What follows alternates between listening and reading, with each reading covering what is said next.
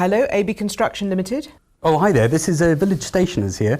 We're having a special for the next week or so. I was just wondering if I could speak to somebody in your stationery department.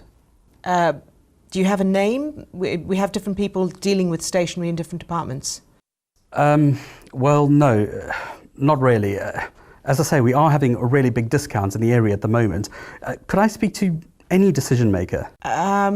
Look, it's best if you put your information into an email. I'll give you the email address. Have you got a pen? Yes. Okay, here's the email address. It's info@abconstructionlimited.com. Could I get that person's name, please? Sorry, we have a no names policy. I can't give you any names. Well, then how do I know my email's going to the right person? I'm sorry, you'll have to just call back and check. I can't give you any names. Okay. Thank you anyway. Bye-bye. So cold calling is probably one of the parts of selling that salespeople fear the most. You can make it a lot easier for you. All you have to do is plan realistic expectations. So when you're planning, before you even pick up the phone, you should be looking up the customer, the company that you're calling. You want to find out, well, what's the company about? Is there a name, a contact name? Because quite often they will tell you that there's a no names policy.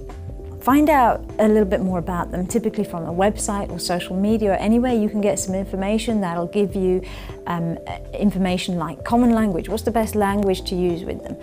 Are there any companies they've used or people they've worked with that you've worked with too? Or are they working on any kind of projects or anything that would have relevance to what you're selling? Secondly, make your objective realistic. If you're calling a company for the first time, it's probably not realistic to expect an appointment with a gatekeeper. They're not going to be able to make the appointment for you. It might be more realistic to find out as much as you can about the company or about the person who you need to be speaking to.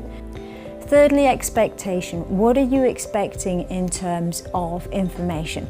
Quite often, a receptionist or a gatekeeper, whoever it is that answers the phone, will throw a question back at you. You should expect that. So be ready.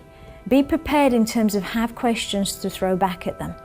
Because if you just keep answering their questions, you end up in a corner, and that's when you get frustrated and end up having to put the phone down. So plan realistic expectations, and that way you can turn cold calls into warm leads.